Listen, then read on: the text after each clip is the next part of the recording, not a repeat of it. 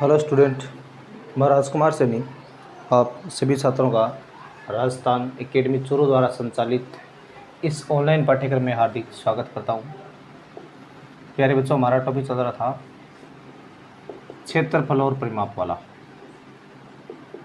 क्षेत्रफल और परिमाप वाला ये टॉपिक हम पढ़ रहे थे। देखो, इसमें मैंने आपको कुछ क्वेश्चन के बारे में अध्ययन करवाया था। इसी श्रृंखला में देखिए आप आगे एक नेक्स्ट क्वेश्चन हमारे पास है। आज हम पढ़ेंगे समकोण त्रिभुज का सवाल। इसमें लिखा है एक समकोण त्रिभुज में एक समकोण त्रिभुज का कर्ण 5 सेमी है यदि इसकी एक भुजा 4 सेमी हो तो दूसरी भुजा की लंबाई क्या होगी। दूसरी भुजा की लंबाई क्या होगी, ये प्रश्न है। और इसने आपको ऑप्शन दे रखा है। ए में आ रहा है 10 सेमी और बी में आ रहा है 3 सेमी और सी में आ रहा है 4 सेमी और डी में आ रहा है 5 सेमी। अब देखो ये प्रश्न है। अब इसको करने का तरीका देखिए। सबसे पहले मान लो मेरे पास ये समकोण त्रिभुज है जिसको आपने एक बार ABC मान लिया और यहाँ पर ये क्या इसमें समकोण आ रहा है। और देखो समकोण के सामने भुजा कितने 5 सेमी है, ये तो लिख दो आप 5 सेमी। और दोनों में से एक भुजा आप क्या रही 4 सेमी, तो चाहिए मान लो इनमें से एक क्या 4 सेमी की है। अब आपको ये तीसरी भुजा को ज्ञात करनी है। तो देखिए समकोण त्रिभुज में ये तो कर्ण होता है, ये आधार होता है और ये लंब होता है। और अब इसमें आपको लगानी है पाइथागोरस प्रमेय,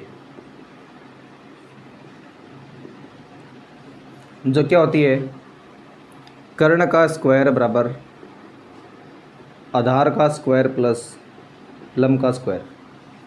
तो यहाँ कर्ण का मान तो है 5 का स्क्वायर, आधार 4 का स्क्वायर और लंब का स्क्वायर आपको क्या करना है ज्ञात करना है। ठीक है ना। ये 25 हो गया बराबर 16 प्लस लंब का स्क्वायर। अब 25 माइनस 16 बराबर क्या आएगा, लंब का स्क्वायर आएगा ना। अब यहाँ पर बचेगा 9 बराबर लंब का स्क्वायर और लंब का स्क्वायर आ रहा है मेरे पास 9 और ये मान कितना आएगा √9 और 9 का रूट क्या होता है 3 सेमी। जो 3 का वर्ग क्या होता है 9 होता है, तो इसका वर्गमूल कितना हो गया आपका 3 सेमी। तो ये तो हमने क्या निकाल लिया, इसमें जो अज्ञात भुजा थी हमने उसका मान प्राप्त कर लिया है। अब उसके बाद देखिए नेक्स्ट हम अगले प्रश्न की बात है।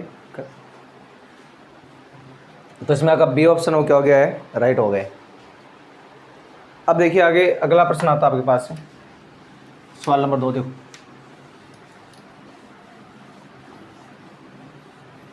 देखो इस क्वेश्चन में आपको ये दिया गया है 2 नंबर में, यानी इसमें मेरे पास आ रहा है कि यदि एक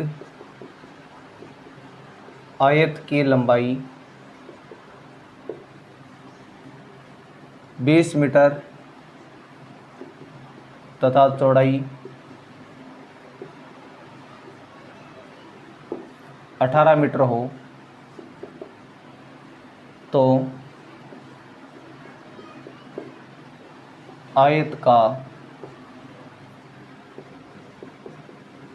परिमाप होगा। आपसे आयत का परिमाप पूछा गया क्या होगा। और ऑप्शन ए में तो आ रहा मान लो 66 मीटर, ऑप्शन बी में आ रहा है 70 मीटर और ऑप्शन सी में आ रहा है 76 मीटर और ऑप्शन डी में आ रहा है 75 मीटर। अब देखो कैसे प्राप्त करेंगे। तो देखिए आपको आयत का परिमाप निकालना है ना। तो यहाँ लंबाई का मान तो है 20 मीटर और चौड़ाई का मान है 18 मीटर और आप लिखोगे आयत का परिमाप। तो देखिए आयत के परिमाप का फॉर्मूला ये होता है 2 गुणा लंबाई प्लस चौड़ाई। तो यहाँ 2 तो आ रहा है सेम। देखो लंबाई का मान तो मेरे पास क्या 20 है ना, चौड़ाई का मान आ रहा है 18, तो 2 गुणा ये मान हो गया मेरे पास कितना 38 हो गया ये। अब देखिए इनको गुणा कराओगे तो मान आपका 76 मीटर आ गया, ठीक है ना, ये 76 मीटर। तो यहाँ पर जो आयत का परिमाप है हमारे पास है वो कितना प्राप्त हो गया है, 76 मीटर आपको प्राप्त हो गया है। अब उसके बाद में आप देखिए अगला नेक्स्ट क्वेश्चन। तो देखो अगर हम अगले क्वेश्चन की बात करें तो उसमें देखो प्रश्न आपके पास ये आ रहा है, इसमें लिखा है एक आयताकार चबूतरे का परिमाप, एक आयताकार चबूतरे का परिमाप 200 मीटर है, ठीक है। और क्या लिखा है, यदि इसकी चौड़ाई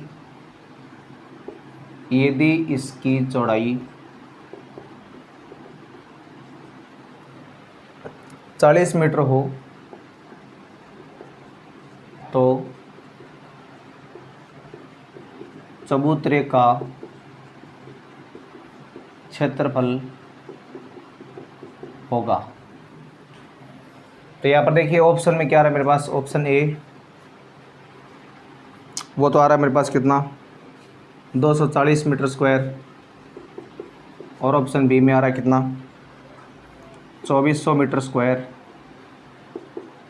और ऑप्शन सी में आ रहा है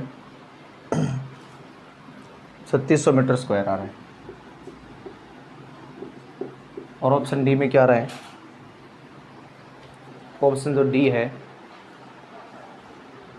वो मेरे पास आ रहा है,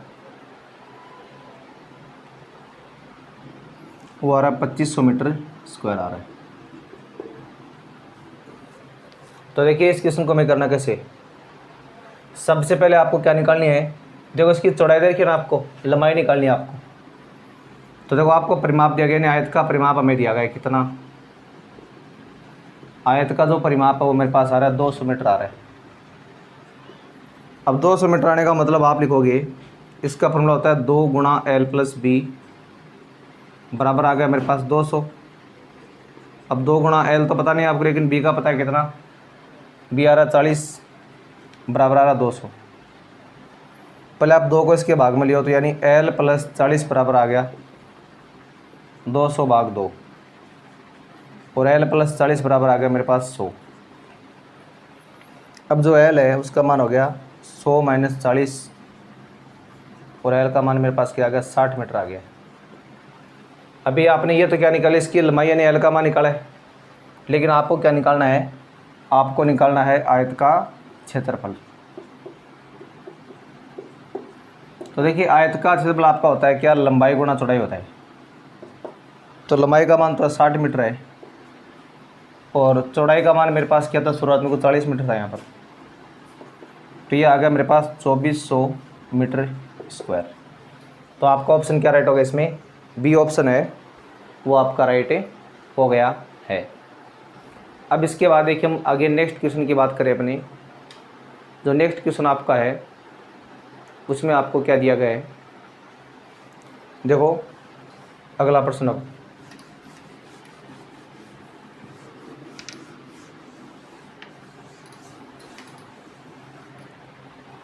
देखो अगले प्रश्न में मेरे पास ये आ रहा है, प्रश्न लिख रहा हूँ पहले में, एक आयताकार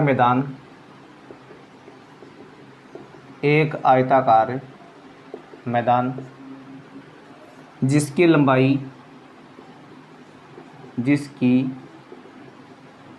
लंबाई तथा चौड़ाई क्रमशः 90 मीटर तथा 70 मीटर है।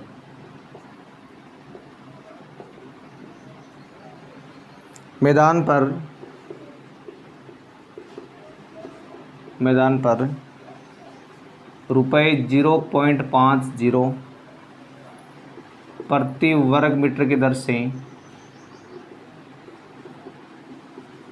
से घास लगवाने का व्यय ज्ञात करो। घास लगवाने का व्यय ज्ञात करना आपको। और देखो इसके ऑप्शन में क्या रहा आपके पास, ऑप्शन ए में तो आ रहा है कितना, ये तो आ रहा है रुपये 3051। फिर बी में आ रहा है रुपये 1050। सी में आ रहा है रुपये 3050 और डी में आ रहा है रुपये 3150। अब देखिए इसको हम करेंगे कैसे। तो देखिए इसकी लंबाई और चौड़ाई देख लो। लंबाई 90 मीटर है ना, एल का मान तो आ रहा है मेरे पास 90 मीटर और बी का मान आ रहा है 70 मीटर। तो देखिए आप इसमें आयताकार देखो मैदान में आप यानी इसके अंदर घास लगाओगे आप, मतलब ये आयताकार मैदान है हमारे पास, तो घास तो आपको इसके अंदर लगानी है ना। तो हमें इसका क्या निकालना पड़ेगा, क्षेत्रफल निकालना पड़ेगा। तो लिखना आपको आयताकार मैदान का क्षेत्रफल, जो आपका लंबाई गुणा चौड़ाई होता है, यानी 90 को किससे गुणा करना, आपको 70 से गुणा करना है। तो 0 0 9 का 7 63 हो गया ना। तो 6300 मीटर स्क्वायर तो क्या गया हमारे पास जो आयताकार घास का मैदान है उसका हमें क्षेत्रफल प्राप्त हो गया। लेकिन हमें तो इसकी लागत निकालनी है ना। अब देखिए लागत कैसे निकालनी, देखो लागत की दर आपकी है 0.50 रुपये आ रही है। तो सबसे पहले आपको लिखना पड़ेगा, चूँकि 1 मीटर स्क्वायर पर घास लगवाने की लागत वो तो आ रही है 0.50 रुपये आ रही है ना। तो अब आपको लिखना है इसलिए 6300 मीटर स्क्वायर पर घास लगवाने की लागत है। तो 0.50 को आपको इससे गुणा करना है। तो देखिए जैसे इनको आप गुणा कराओगे ना, तो यहाँ पर आप उसका मान 3150 आपको प्राप्त हो जाएगा। तो रुपये कितना आ गया मेरे पास 3150 रुपये, यानी ऑप्शन डी आपका इसमें हो गया राइट। तो हमने ये तो पढ़ा था कौन सा प्रश्न, अपना नेक्स्ट प्रश्न पढ़ा। अब इसके अलावा बाद में आप इसमें एक प्रश्न भी और देख लो। अगला जो प्रश्न हमारा रहेगा वो देखिए कैसे दे रखा आपको। देखो इसमें लिखा है कि एक आयताकार कक्ष की चौड़ाई लंबाई की 4 गुनी है।